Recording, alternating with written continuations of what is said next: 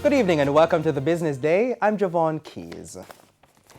It costs more to produce some goods in the month of July. Now, output prices for producers in the manufacturing industry increased by 1.5%, according to the Statistical Institute of Jamaica Statin. Now, the rise in cost was due mainly to the increased prices for fuel. Millions of dollars in produce and livestock were lost and damaged during the passage of Tropical Storm Grace early last week. Now, Agriculture Minister Floyd Green gave an estimate of the damage at the ministry's press briefing yesterday.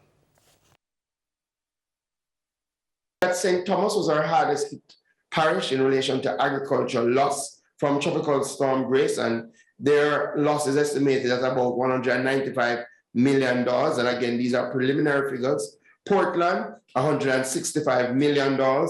St. Mary, $157 million. St. Anne, about $83 million. And St. James, about $57 million. Overall, preliminarily, we're looking at estimated loss in the region of $700 million. And we're seeing at least 10,000 farmers being impacted. Now, 1,559 livestock farmers were also impacted by the passage of Tropical Storm Grace, and that's to the tune of $16 million. Now, Minister Green says plantain and banana farmers were the most affected. They will receive some assistance.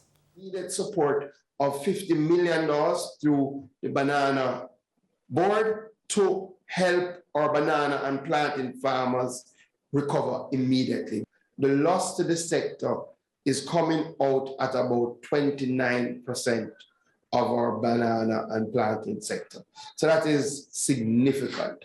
Now to oil prices overseas, they fell today, breaking a three-day rally. The drop was due to renewed concerns over demand related to the rise in COVID-19 infections. Brent crude lost $1.18, settling at $71.07 a barrel.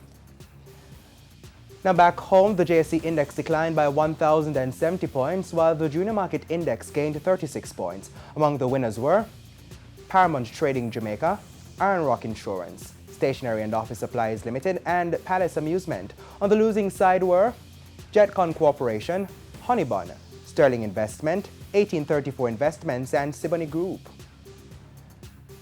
Now on to currency, it's costing an average $152.53 to purchase the US dollar.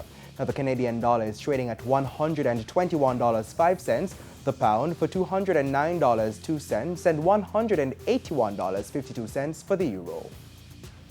And that's it for the Business Day. I'm Javon Keys. Good evening. News from overseas right after the break.